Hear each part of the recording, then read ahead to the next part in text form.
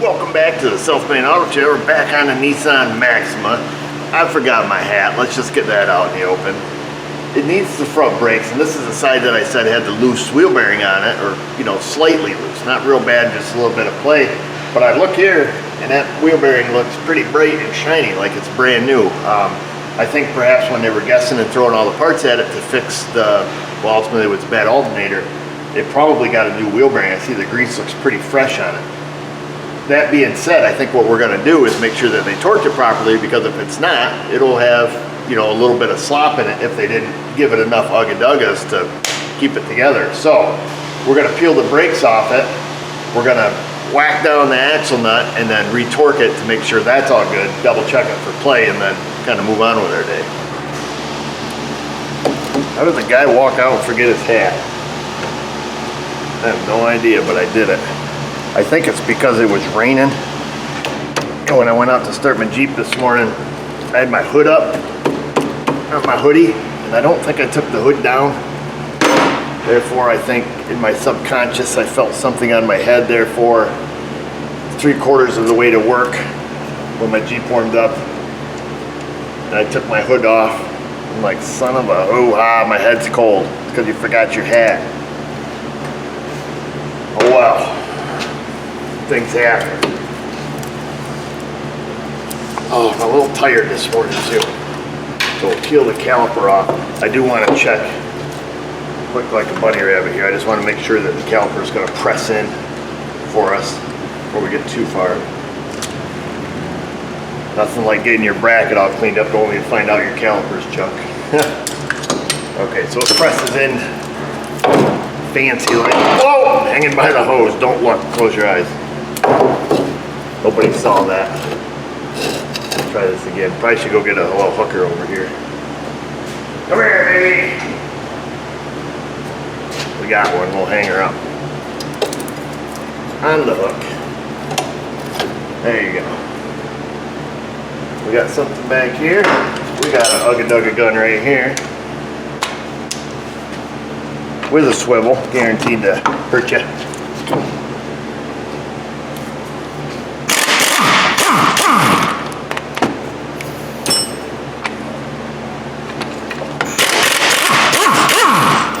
.22 mm on those little guys.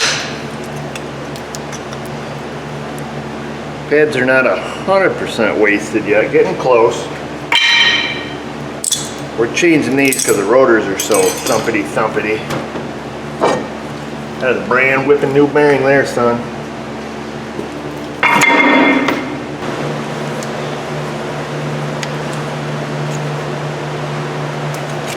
Alright, let's see how tight that little guy is. It's hard to tell using the ugga-dugga. If it comes loose super easy, then we know. We'll go with gentle on it. Yeah, see, that thing's barely tight. I'm going like this and it's taking it off.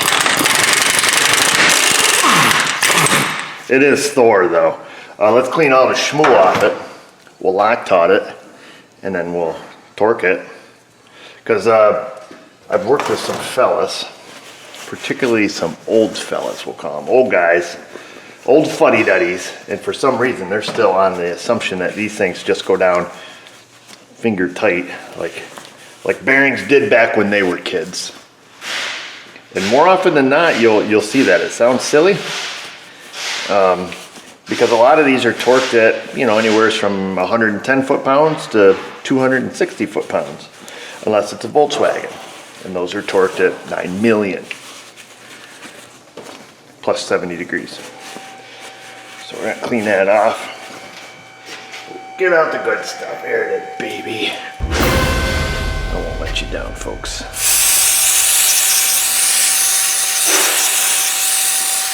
These don't use a castle nut or anything. Just a plain old nut. I'm sure if you read service day, that tells you to change it every time you look at it. Proper. I don't know, it's not even a lock nut, so they probably don't even say that. Shine it up. I don't think it's a lock nut, don't see any deformations on it. I don't know if that's a word. If it's not, it should be. Here she is, baby. Let's go get some Loctite.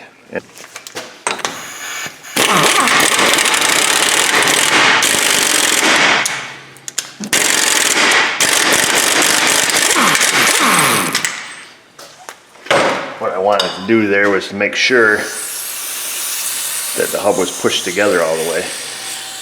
That makes sense to you, because we knew it was just a teeny tiny bit loose before we put the Loctite on it.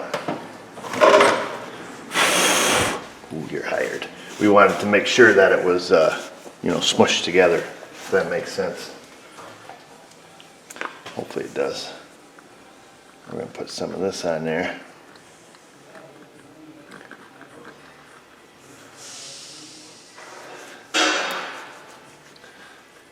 Oops, can't get the lid back on it.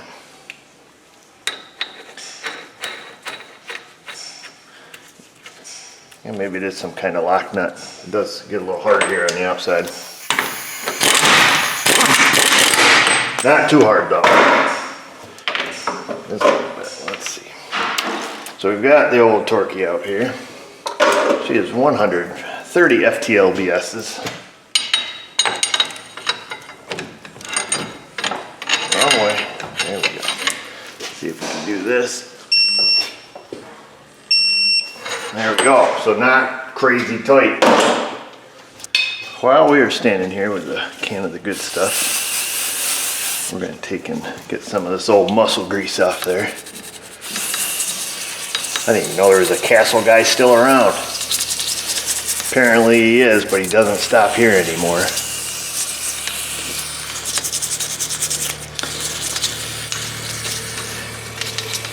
That's what this red stuff is, the Castle muscle grease. Must be a local. I guess there's probably Castle dealers all over. Good stuff. Did like it. The Castle guy did not like me though. What kind of bearing is that? You want me to tell you why? I'll tell you why, now that you asked. Because I didn't buy stuff off them every week. They stopped in once a week. I'm a small shop, folks, believe it or not, in a small town. And believe it or not, I didn't need cases and cases of spray goods every single week. Couldn't wrap his head around it. And when I did need stuff, most shops he sold to bought it by the can. I'd buy it by the case. He'd have something on sale, product I liked, whether it's Shop Solve, muscle grease, Endura, Thrust, whatever. I would buy 1 or 2 cases. Therefore, I don't need any probably for the next 6 months. And he just thought it was ridiculous.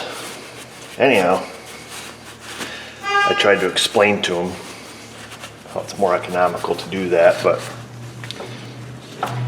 whatever, dude. So let's go get this stuff. Fluid film. Sounds like sheep. Smells like sheep. Sheep lanolin based. We'll spritz that on there. We'll get the rotor. You guys know where it's from. Well, let me show you something. I bet you dollars and donuts. You can see this baby's been unopened. It's got fresh tape on it. Let's see if this one has rust on it. Been having some issues from these rotors, the 2019 vintage. That's what this one is. I'm thinking this one's going to have some rust on it. Despite all their efforts to bag them, tag them, wrap them, do everything they can. I could be wrong. I look like a ding dong, but see, she's wrapped in a package. Starting to see a trend here, folks. And they put the anti-corrosive paper on them.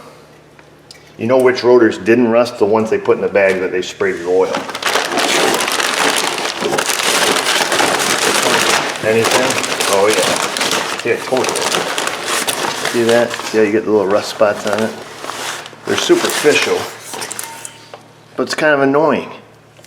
This is kind of minor compared to some. I've opened some, legit folks, you see rust. I've opened some that I've had to send back that were so bad. Then I call the Napa brake people and I tell them, hey, you don't sponsor us, but here's the problem I'm seeing. And they tell me it's a once-off case, I'm the only one.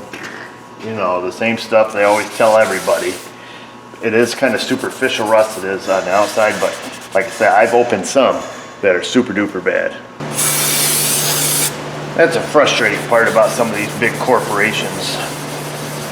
They don't really care about you in the end, you know.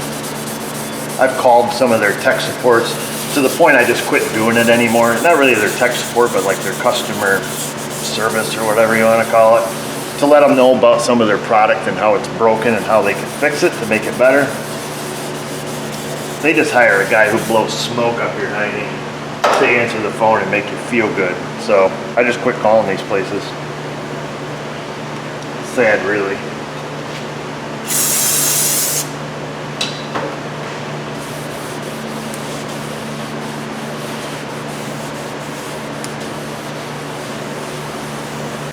I guess that is the giant soulless entity known as corporate America, right? So we're gonna take, somebody took the rubber off this pin. Not this guy, somebody else did. Pretty common occurrence. They usually swell up, somebody uses the wrong grease and then the pin seizes, and it's not too big a deal. So we're gonna put a little silicone grease on these, just pull them out, just kind of look at them. Both of them move pretty easy. But wipe off some of the old schmoo. Put on the new, I already sandblasted the bracket. Let's clean that little guy up. And we're using some super lube with Syncolin, aka PTE. It's food grade, so that's good. So smear that around. Ooh, slippery. So that's good. We're done with that.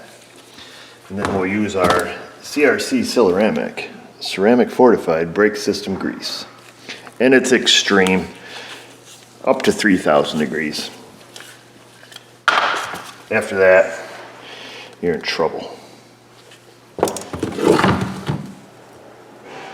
So we're gonna put that behind our abutment clips where we sandblasted it to keep it from getting so rusty.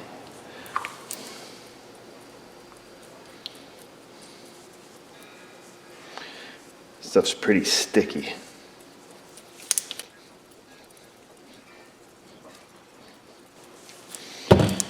That seems good.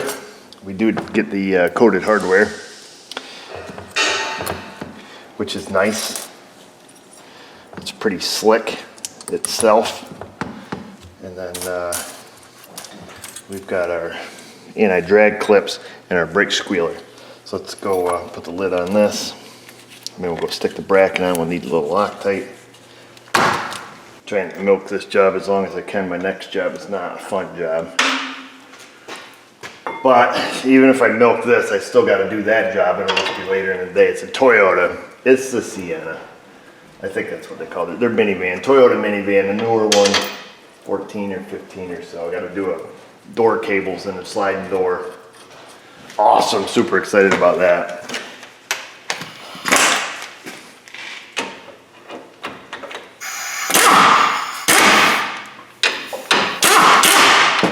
We'll get a torque wrench. Clickety click. She's all torqued down. We're going to put a squealer on her pad. Stick that one on the inside. I'm going to stick this one on the outside with no squealer. They should fit very loosely. Okay. She's pretty clean. Let's go get some silly-ramic. Some jobs we dread. I should just turn it down, you know. I'm the boss. Turned down a job yesterday. I had a 19 or a 20 Durango come in, leaking coolant, and it was pissing above the transmission and the underbody lines. One of them had a hole rubbed through it right from the factory. When they put the two clamps on, the two hose clamps on it, the one hose clamp was touching the aluminum pipe and it rubbed a hole through it. And this thing didn't even have 40,000 miles on it. And it's a monster of a job to do. I told the guy to take it back to Chrysler. I mean, it's an obvious factory defect. But he said he did stop at Chrysler because he thought it would be covered under warranty. And in a nice way, they told him to go pound sand, that they're not going to fix it. It's his problem. So I advised him to call the corporate, which we all know that's nothing but a smoke and mirror show, as we've already talked about. But hopefully he gets somewheres with it. It's kind of sad that they won't cover it for him. I mean, it's a clear and obvious defect right from the get-go, you know. But we'll see. That job I wanted to deny because it looks like a monster to do. We're gonna put that top pin in, and then we gotta put these on, but we gotta give them this big squeeze. These things are a pain in the hoo-hoo. So we're gonna put our bottom one on first.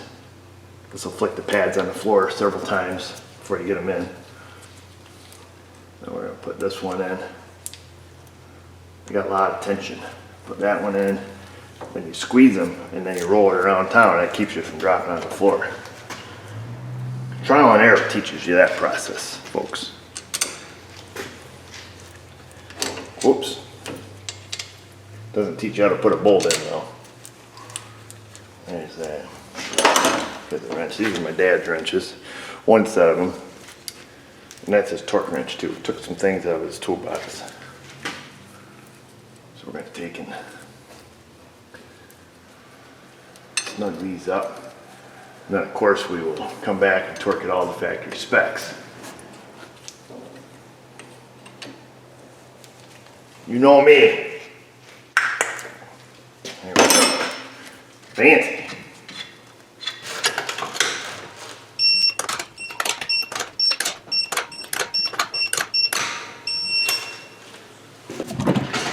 Make sure you check the brake fluid and then pump your pedal a couple times. We'll double check it all when we get back from our test drive here.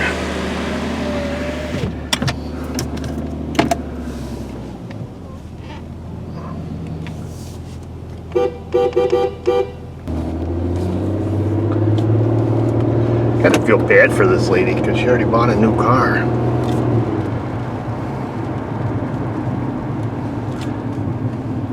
But feel happy for her granddaughter because I think that's who she's giving this car to.